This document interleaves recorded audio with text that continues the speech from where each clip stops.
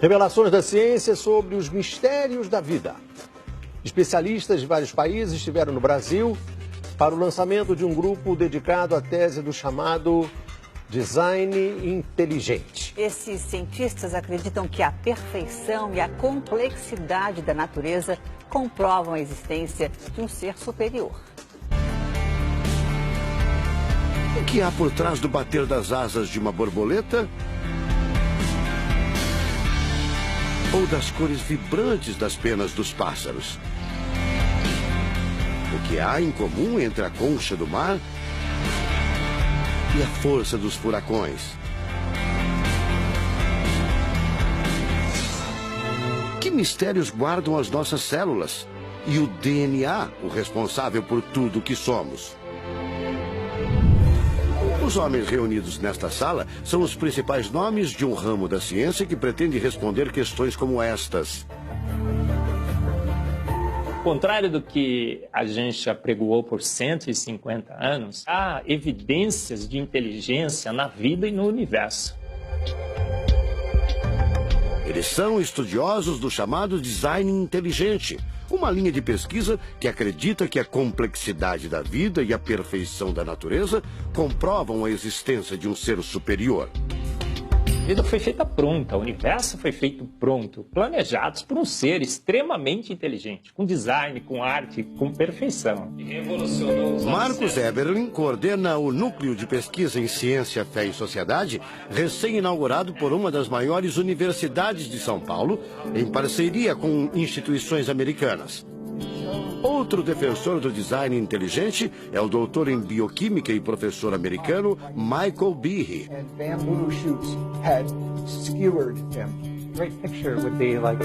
Brian Miller é doutor em física. Ele coordena as pesquisas da Universidade de Duke, nos Estados Unidos. Seria um super engenheiro, um super arquiteto?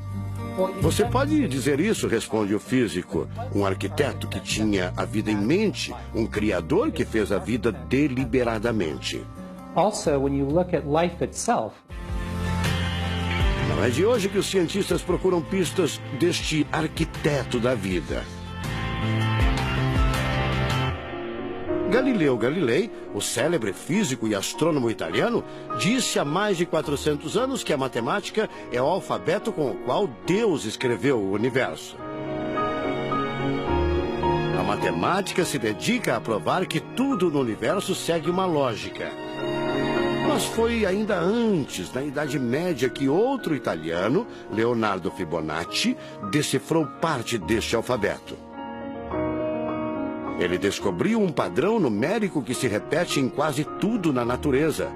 Em homenagem a ele, o padrão passou a ser conhecido como sequência de Fibonacci, uma sequência lógica de números que pode ser expressa em formas geométricas.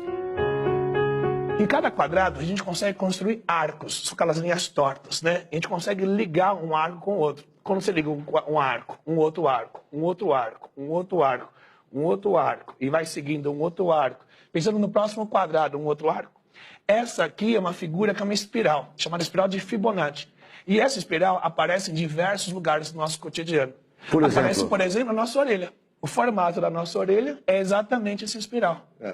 Uma coisa interessante, aparece no nosso rodamuinho do cabelo aqui. É o mesmo formato que aparece aqui.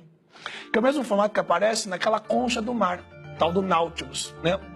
Que é o mesmo formato que aparece nas estrelas do universo. Que é o mesmo rodamuinho que forma quando tem um furacão. A sequência de Fibonacci foi encontrada também nas ondas do mar, nas pétalas das rosas, na distribuição das sementes do girassol e até nos hexágonos da casca do abacaxi. Mais uma comprovação matemática da existência de uma mente inteligente por trás da criação seria o chamado número de ouro, ou proporção áurea, representada pela letra Φ. O número de ouro, também representado pelos dígitos 1,618, está presente na construção de uma das obras mais importantes da antiguidade, o Partenon. Foi usado por Leonardo da Vinci na Mona Lisa, o quadro mais famoso do mundo. Essa regra do número áureo, ela vem, né, aparece no Fibonacci e aplica um monte de situações. E é legal que os gregos percebiam isso, eles associavam isso muito com a ideia de perfeição. Ele está presente nas asas das borboletas e até nas medidas do corpo humano. Se você pegar a sua altura e dividir pela distância do seu umbigo até o chão, vai dar aproximadamente 1,6. Um φ. Vai dar um φ também. Se a gente abre os braços, né? Calcula a distância da ponta de um dedo até a ponta do outro dedo. Então vai ser desse dedo maior aqui, no dedo médio, até chegar ao dedo médio. Se eu pegar essa distância e dividir pela distância desse dedo até esse ombro aqui, vai dar 1,6 de novo. De tudo na natureza, o que mais impressiona os cientistas são as células, a chamada unidade básica da vida. São as menores partes que compõem os seres vivos, vegetais ou animais. O corpo humano é formado por cerca de 100 trilhões de células que dão origem a tecidos e órgãos. We cannot be accidentally caused. Life is not an accident. O americano Douglas Axie estuda biologia molecular há mais de 25 anos. Ele garante: não existe a mínima possibilidade de a vida ser um acidente, um acaso da evolução do planeta. Para ele, as células são complexas demais e só podem ter sido criadas de propósito por um ser inteligente. Literally machines that are made out of molecules. Dr. Michael Behe concorda. Ele compara a célula a uma fábrica repleta de máquinas e veículos. Ela produz e troca com as células vizinhas os elementos fundamentais à vida. Tudo coordenado por uma espécie de computador central, o chamado DNA. Você já deve ter ouvido falar dele.